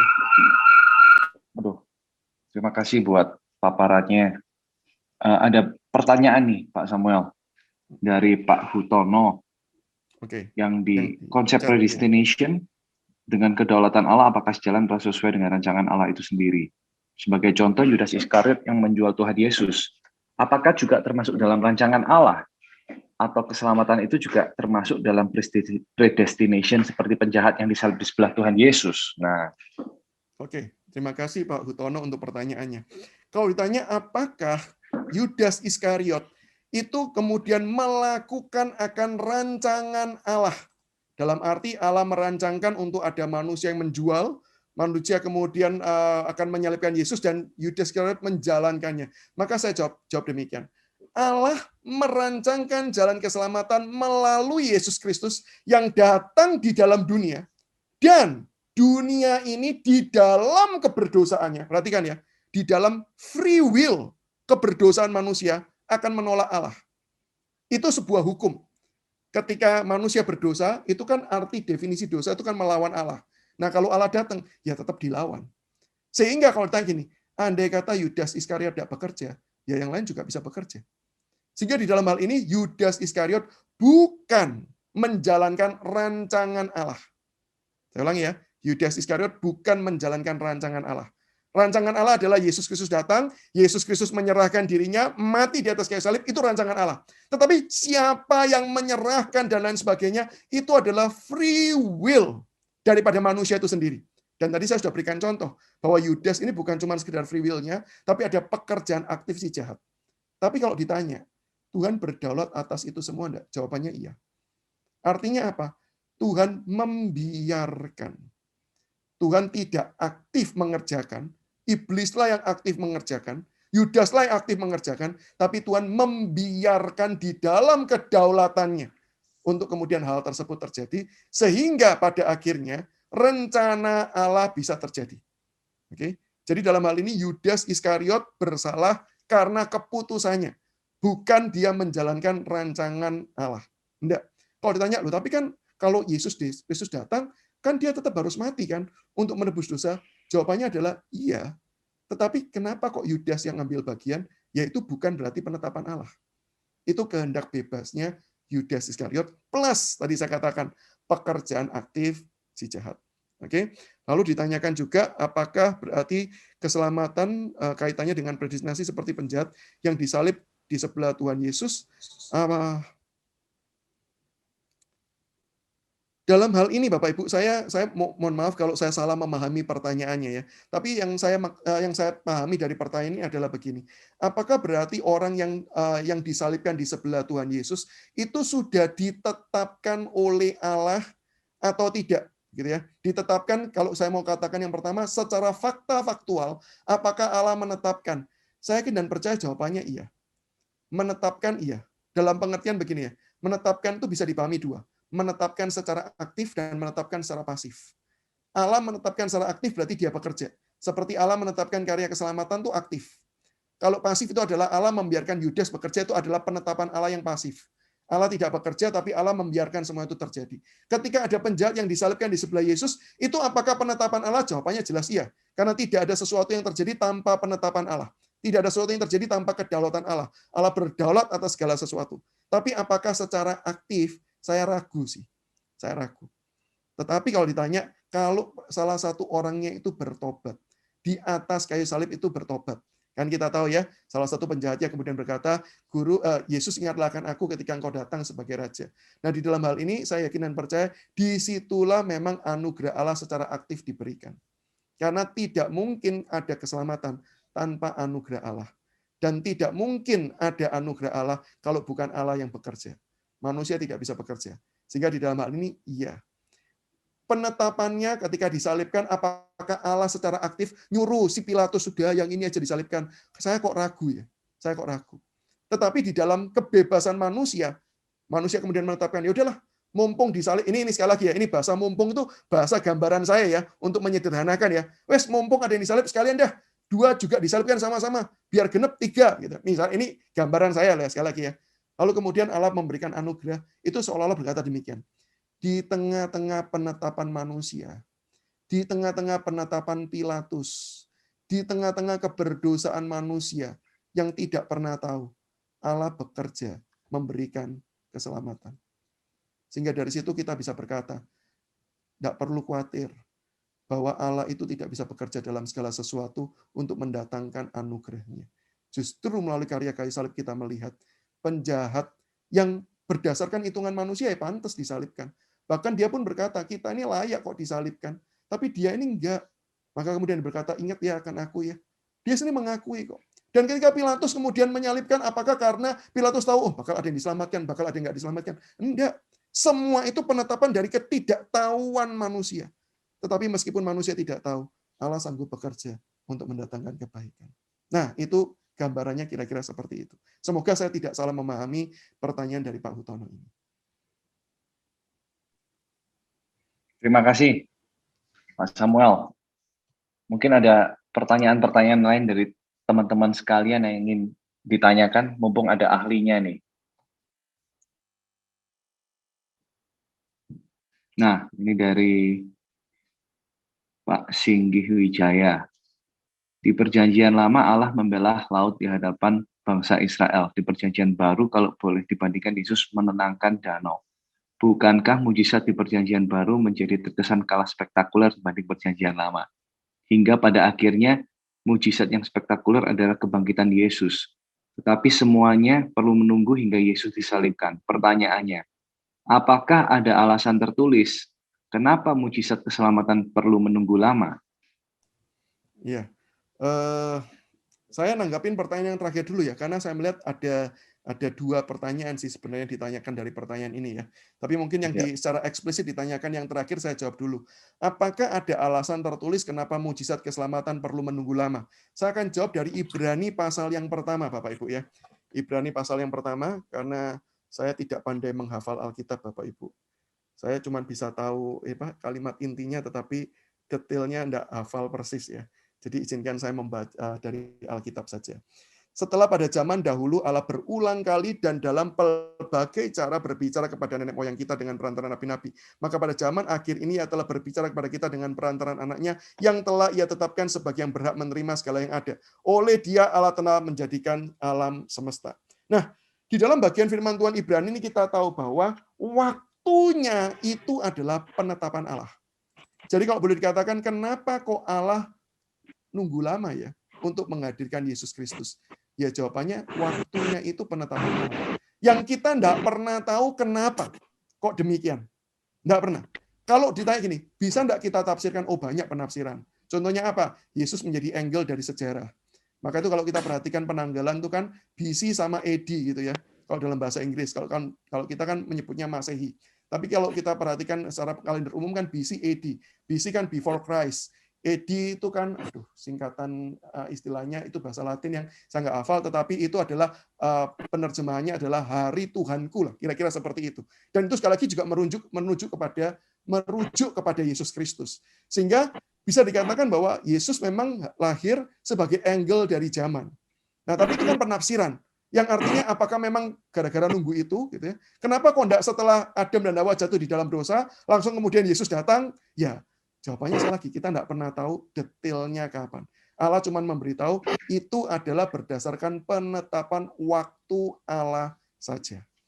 Dan menurut saya salah satu penafsiran yang paling masuk akal terkait dengan hal itu adalah begini, Bapak Ibu.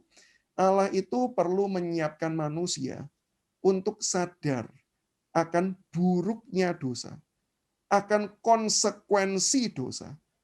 Baru kemudian manusia itu ditunjukkan betapa besar kasih Allah tersebut.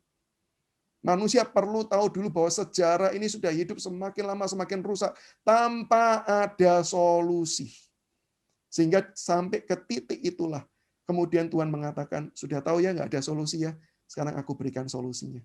Karena memang solusi tidak pernah keluar dari kalian. Solusi keluar dari Allah itu. Nah, itulah yang kemudian ditunjukkan melalui sejarah Israel. Kalau kita melihat sejarahnya bukan semakin lama semakin baik, bukan semakin lama semakin baik, tapi semakin lama semakin buruk.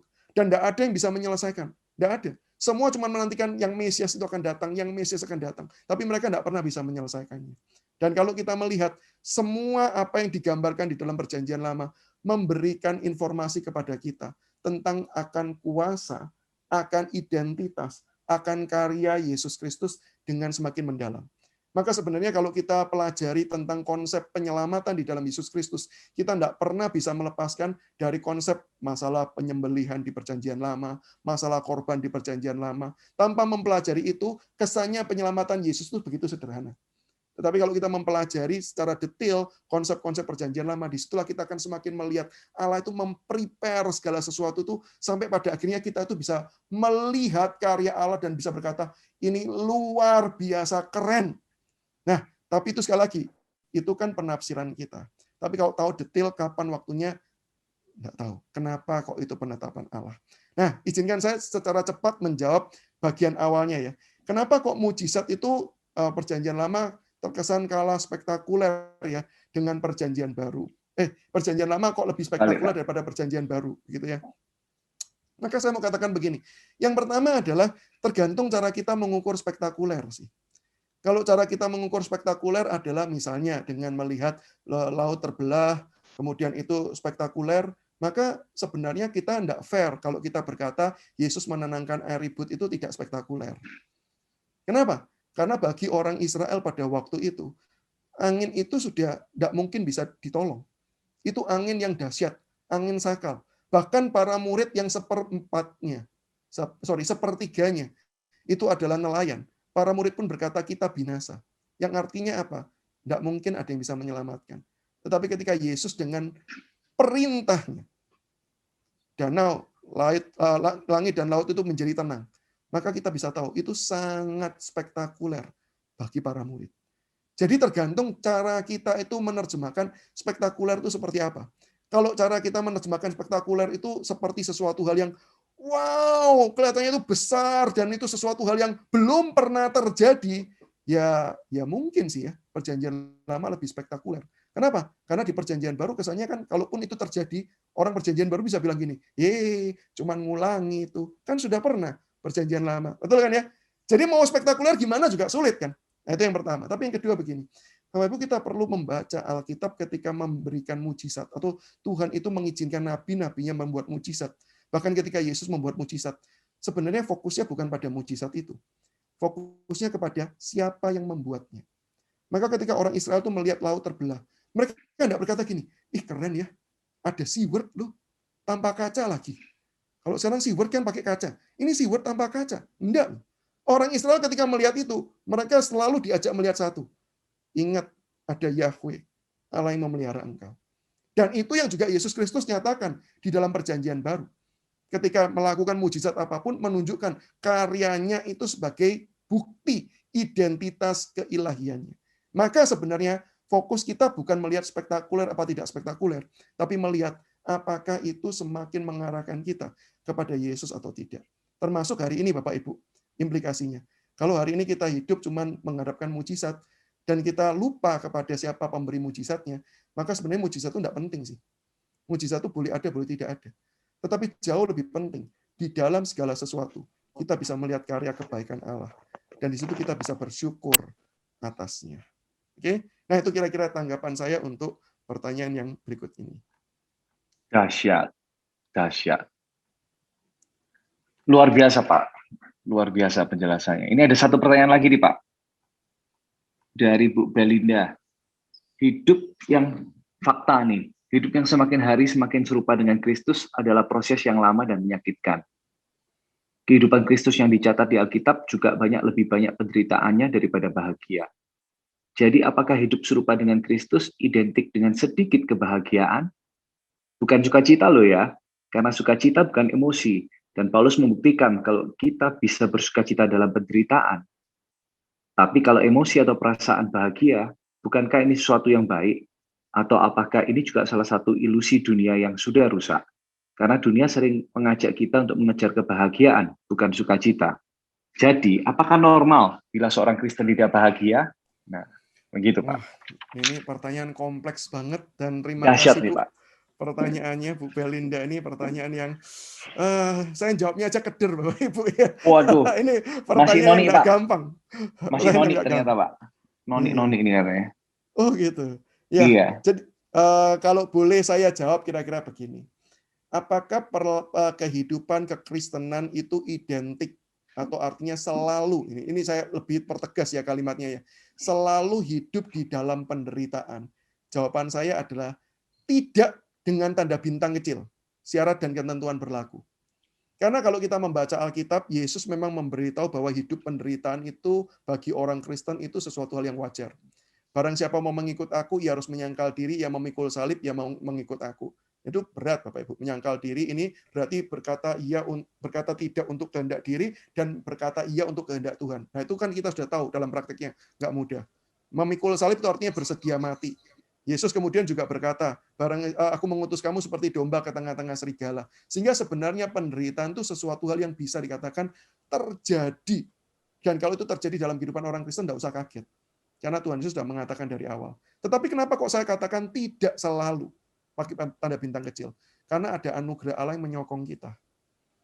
Jadi penderitaan itu sebenarnya faktanya pasti terjadi, iya. Tetapi apakah kita selalu mengalami penderitaan ketika hidup di dalam kehidupan iman kita yang benar dan tepat? Tidak, karena anugerah Allah juga menyokong kehidupan setiap kita. Nah, dari jawaban inilah kemudian saya mau masuk kepada pertanyaan Ibu. Ini noni ya katanya. Pertanyaan Miss Belinda ini. Yaitu milenial, Pak, milenial. Milenial ya. Apakah berarti kita selalu tidak bisa bahagia? Saya jawab bisa. Tapi kebahagiaan kita bukan karena kita mendapatkan apa yang dunia ini berikan. Tapi kebahagiaan kita karena kita merasakan akan anugerah dan kasih Allah. Dan jangan lupa loh, itu bukan sekedar sukacita. Sukacita itu bisa jadi salah satu wujud pemberian Allah bagi kita. Dan ketika kita menerima sukacita di dalam hati kita, bisa enggak kita bahagia? Bisa. Bisa kita bahagia. Tapi jangan lupa ya, alasan kita berbahagia bukan karena kita mendapatkan apa yang dunia ini berikan. Karena kalau itu standar kita, ya jujur sih kita harus katakan enggak sih. Karena jadi apa? Ya paling gampang beginilah. Kan menurut ukuran manusia kan yang paling hidup rohani kan harusnya hamba Tuhan ya. Ya silakan nanti teman-teman tanyalah sama Juantao dan Musenya di sini. Ini duitnya unlimited enggak? Itu apa di uang di bank itu ada nomor serinya apa enggak, atau jangan-jangan nomor serinya bikin sendiri gitu kan. Kan pasti jawabannya enggak kan, enggak seperti itu. Jadi menurut ukuran dunia kalau tanya bahagia enggak? Ya enggak lah. Masih serba kekurangan ini dan itu. Kadang-kadang melayani sudah baik tetap dihujat gitu kan ya. Sudah melayani baik-baik, suara netizen lebih menang daripada suara pendeta. Kan kadang-kadang begitu kan. Maka kadang-kadang ya, saya juga berpikir sih jadi dosen gitu ya. Dosen tuh kalah sama netizen loh Bapak Ibu. Ngajarin yang benar, tapi sama netizen yang viral, menang netizen yang viral. Sehingga kadang-kadang berpikir ya, apa kita jadi netizen aja ya? Nggak perlu jadi dosen gitu. Kalau dikatakan bahagia jelas enggak lah menurut ukuran dunia. Tapi kalau tanya gini, saya pribadi sebagai hamba Tuhan, bahagia enggak? Bahagia. Bisa merasakan kebahagiaan enggak? Bukan sukacita saja loh. Bahagia enggak? Bisa. Karena apa? Karena saya menyadari ada berkat-berkat Tuhan yang entah itu remah-remah, entah itu besar, entah itu kecil, saya alami di dalam setiap bagian kehidupan saya. Dan untuk itulah saya bahagia. Dan karena itulah saya bahagia. Jadi kita harus bedakan antara kebahagiaan karena apa. Bisa atau tidak? Bisa. Tapi alasannya karena anugerah Tuhan. Itu yang membedakan kita. Kebahagiaan kita dengan kebahagiaan yang ada di dalam dunia ini. Nah, yang menjadi problem adalah begini. Kalau kita menjadi orang Kristen, tetapi cara pikir kita tidak Kristen, ya kita tidak bisa bahagia. Kenapa? Kita menjadi orang Kristen yang legalis. Lakukan aja semua ritual. Tapi kita tidak menikmati sih. Tidak menikmati Allah, tidak mencari Allah, tidak menikmati anugerah Allah. Ya kita tidak akan bahagia. Justru kita akan merasa bahwa ini beban berat. Maka itu tidak heran banyak orang Kristen merasa jadi orang Kristen itu kok memberatkan ya. Kenapa? Cara pikirnya tidak Kristen. Karena fokusnya bukan melihat anugerah Allah dan mau mensyukuri dan mau menikmati semua anugerah Allah tersebut. Tapi pengen hidup dengan kelimpahan dunia, tapi dengan cara Kristen. Dan sorry, itu dua hal tidak bisa digabungkan. Tidak pernah kita bisa hidup dengan cara dunia, tapi bisa menikmati kebahagiaan dalam kekristenan. Tidak bisa. Jadi kalau kita mau bahagia, nikmatilah anugerah Allah, kita akan bahagia. Nah itu kira-kira jawaban saya. Semoga menolong. Mensyukuri ya, Bapak ya. Mensyukuri anugerah Allah di dalam kehidupan kita begitu ya. Standarnya apa gitu ya Pak ya. Luar biasa, luar biasa. Satu pertanyaan lagi nih buat teman-teman. Ada yang mau tanya? Ya, ada di chat nih Pak. Ya, ada ya? Oke. Pak Kevin. Dari Pak Kevin. Pak Samuel, maaf saya masih bingung cara menanggapi pernyataan dari Epicurus ini. Menurut Pak Samuel, bagaimana cara yang paling tepat dan mudah dipahami untuk menanggapi ini? Terima kasih. Is God willing to prevent evil, but not able? Then he is not omnipotent. Is he able, but not willing? Then he is malevolent. Is he both able and willing? Then whence comes evil? Is he neither able nor willing? Then why call him God? Nah, gimana Pak? Oke, nah ini adalah salah satu pandangan yang tadi saya katakan di awal, saya memang tidak tanggapi secara khusus, karena memang masuk ke dalam ranah pernyataan dari pandangan ateisme ya. Jadi memang ini salah satu cara berpikir yang dikembangkan. Kalau Allah itu baik, tetapi dia tidak menolong, apakah dia bisa dikatakan baik? Kalau Allah itu kemudian kuasa, dia tidak mencegah, apakah dia bisa dikatakan berkuasa? Nah, kalau Allah itu maha baik dan maha kuasa, tapi dia membiarkan kejahatan, apakah dia tetap bisa dikatakan bahwa dia itu Allah yang baik dan Allah yang maha kuasa? Maka bagaimana, ini kan pertanyaan bagaimana cara kita untuk menanggapi akan hal ini? Maka saran saya adalah, yang pertama adalah mari kita samakan standar. Seringkali ketika kita itu berbicara dengan dua kategori standar yang berbeda, kita tidak akan menemukan kesimpulan. Maka kita harus pikirkan dulu standarnya. Apa sih yang dimaksudkan baik? apakah kebaikan itu selalu meniadakan kejahatan? Nah, ini pertanyaan yang perlu kita pikir terlebih dahulu. Apakah kebaikan itu selalu meniadakan kejahatan? Karena kalau kita melihat gambaran Alkitab, itu bukan definisinya. Kenapa? Karena kalau Allah yang baik, Allah itu meniadakan kejahatan, dengan kata lain, Allah mencegah setiap kali manusia mau berbuat jahat menurut kehendak bebasnya, berarti Allah melanggar kebaikannya. Kenapa? Loh, Allah sudah kasih kehendak bebasnya. Dan sekali lagi, seperti yang tadi saya katakan, kehendak bebas itu nilai intrinsiknya baik, bukan netral. Kalau nilai intrinsiknya netral, ya kita bisa arguing lagi ya, kita bisa berdebat lagi. Tapi ketika Allah memberikan itu, karena ada intens yang positif, maka nilai intrinsik itu adalah nilai yang ada di dalam hal itu sendiri. Kalau uang itu ada, uang yang kita miliki, kertas itu ya, itu mempunyai nilai ekstrinsik. Jadi artinya apa? Uang itu sebenarnya cuma kertas. Tetapi karena kita memberikan penghargaan, sosial kita memberikan penghargaan, maka itu kertasnya jadi berharga. Sebenarnya kan itu cuma kertas saja kan ya, begitu. Cuman ada nilai ekstrinsik yang diberikan. Tapi nilai intrinsik itu seperti emas. Emas mau dibuang ke tong sampah, ya tetap emas. Yang kalau diambil orang dijual tetap laku. Nggak peduli asalnya dari mana. Nah itu berarti nilai intrinsik. Nah di dalam hal ini kehendak bebas itu nilainya intrinsiknya adalah baik. Nah bayangkan, sekarang kalau Allah memberikan kebaikan, Allah memberikan kehendak bebas baik enggak? Baik. Kenapa? Karena kehendak bebas itu baik. Sekarang, kalau kehendak bebas yang baik, lalu Allah cegah penggunaannya. Allah itu baik atau tidak? Nah, sehingga dengan pertanyaan ini, kita mau samakan kategori dulu. Apakah baik itu selalu berarti meniadakan atau mencegah sesuatu hal yang jahat terjadi? Jawabannya tidak. Di dalam kasus ini loh ya. Di dalam kasus ini tidak. Karena kalau sampai benar itu terjadi, maka sebenarnya Allah tidak perlu menciptakan manusia. Allah cuma menjadikan robot-robot, bukan manusia. Dan dalam hal itu, ya bahkan misalnya gini, bukankah itu lebih baik? Ini andai kata nih, mau konsisten nih terhadap hal tersebut. Ya bukankah lebih baik jadi robot? Bahkan orang yang bertanya seperti ini saya ragukan. Kamu yakin robot lebih baik? Kalau kamu yakin robot lebih baik, maka pertanyaanmu tidak usah saya jawab. Kenapa? Pertanyaanmu cuma bisa muncul kalau kamu punya kehendak bebas. Kalau kamu tidak punya kehendak bebas, ya kamu tidak usah tanya pertanyaan itu. Itu jadi pertanyaan yang nonsen untuk ditanyakan. Paham ya? Sehingga dengan munculnya pertanyaan itu pun, kita sudah harus mengakui bahwa kalau kamu ingin dipedulikan pertanyaannya, berarti kamu harus mengakui kehendak bebas baik.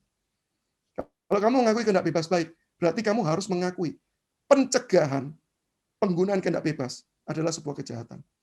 Dan kalau sudah mengakui itu, sebenarnya bisa dikatakan sih, kasus tertutup. Kenapa? Ya sudah, berarti kita sudah sepaham bahwa tidak semua kebaikan itu meniadakan kejahatan. Sekarang kita pindah ke poin yang kedua, tentang kemahakuasaan. Apakah Allah yang Maha Kuasa itu adalah Allah yang selalu harus mencegah adanya keburukan?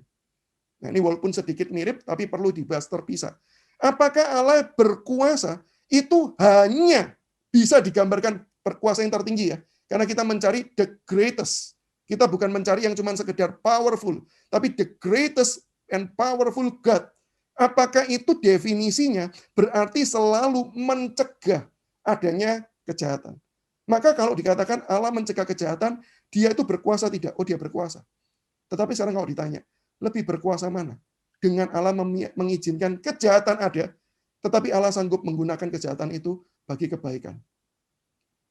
Lebih berkuasa yang mana? Maka kalau kita mau fair-fairan, lebih berkuasa yang ya dibiarkan. Tapi dari yang rusak, bisa lahir mutiara. Itu jauh lebih keren. Itu jauh lebih maha kuasa. Maka dengan definisi yang kita sejajarkan, bahwa kemahakuasaan Allah tidak selalu harus dibuktikan dengan cara dia mencegah kejahatan, berarti kita juga sudah seimbang. Sudah sama. Nah, berarti kalau kita sudah sama nih, ya sudah kita tindak ulang. Berarti kalau gitu konsep Kristen tentang Allah yang maha kuasa, Allah yang maha baik, dan Allah yang mengizinkan kejahatan, tidak mengandung kontradiksi. Perhatikan kalimat saya ya. Cuman saya kasih koma. Tetapi mengandung misteri. Oke, tidak ada kontradiksinya, tapi ada misteri. Nah, itulah yang tadi kita bahas. Kayak kita tuh kayak gini loh. Kenapa ya kok tidak begitu ya? Nah, tadi yang saya ngomong bahwa itu bahasa emosional. Karena memang tidak mengandung kontradiksi. Tapi kayak kita tuh sulit memahami dengan hati kita. Kepengennya kalau Allah berkuasa ya ditolong. Kepengennya kalau Allah itu maha baik, ya enggak usah ada kejahatan. Itu kepengennya kita. Tetapi kalau kita melihat bahwa ya masuk akal sih, bahwa enggak baik, enggak selalu mencegah kejahatan, maha kuasa enggak selalu meniadakan kejahatan, ya masuk akal, enggak bertentangan. Tapi kenapa enggak ya? Nah, itu bahasa emosional yang enggak bisa dijawab. Jawaban saya cuman, yaitu misteri. Jadi tidak mengandung kontradiksi, tetapi mengandung misteri di dalamnya. Nah, dalam hal ini, ya sekali lagi ya, kita hanya bisa mendapatkan keutuhan jawabannya dan membuat kita tuh puas ketika nanti kita berjumpa secara langsung dengan Allah Tritunggal itu. Dan itulah yang membuat kita selalu berharap. Saya sih berharap, ini kalau boleh, ini tapi bahasa figuratif ya Bapak Ibu ya. Saya berharap nanti kalau saya masuk surga, saya tuh pengen bilang sama Tuhan gini, Tuhan boleh dong diputerin dari awal kisah penciptaan sampai sekarang ini gitu ya. Saya pengen tahu pekerjaan Tuhan itu apa saja sih. Dan nanti kita nonton layar tancap sama-sama Bapak Ibu. Dan di situ nanti kita bisa melihat keren ya. Tuhan tuh merancangkan semuanya itu luar biasa detail, luar biasa indah. Dan semua keputusan yang tadi awalnya kita ragukan, sampai akhirnya kita bisa berkata, wih, ini too wise, terlalu bijaksana untuk kita bisa katakan ini buruk. Nah, itu tidak ada kontradiksi, tetapi mengandung misteri. Jadi pikiran kita tidak bisa menjangkau, begitu ya, Bapak? Selain pikiran kita tidak bisa menjangkau, karena memang Alkitab juga nggak mengatakannya. Siap. Jadi bisa jadi jadi hak prerogatif Tuhan. Ya, let God be God itu ya. Cuman bisa jadi gini, bukan cuma sekedar kita yang tidak mampu. Kadang-kadang memang Tuhan itu tidak memberitahu kita alasannya sih. Dan yang lebih penting itu bukan tahu alasannya, tapi memberikan respon yang tepat. Karena kadang-kadang ketika orang tahu alasannya, responnya yang tepat itu bukan karena dia betul-betul tulus, tetapi karena ya nggak ada alasan lain lah. Ya udahlah, kasih aja lah gitu. Sama contohnya begini, nolong orang, kenapa kamu nolong orang, kasih uang pada orang tersebut? Ya aku nggak punya alasan tuh nggak nolong, uangku banyak di bank nggak ada nomor seri. Ya udahlah, tak tolong aja lah. Kalau ditanya dia berbuat baik enggak? Kalau kita mau strict pada konsep kebaikan yang tertinggi di dalam ajaran Alkitab, jawabannya enggak. Kenapa? Ya karena kamu merasa bahwa ya kamu punya uang yang kamu enggak tahu harus salurkan kemana. Ketika kamu memberi, bahkan kamu enggak merasakan kok bahwa itu pemberian. Begitu. Sehingga di dalam hal itu saya enggak bisa mengatakan itu betul-betul perbuatan baik sih. Gitu. Jadi dalam hal ini dua faktor ya. Allah mungkin juga tidak menyatakannya dengan jelas, dan yang kedua memang kita terbatas dengan kapasitas kita. Misteri dan terbatas itu Pak ya, berarti ya. Oke, terima kasih Pak Samuel Sugiharto buat pembinaan yang sudah disampaikan ke kita.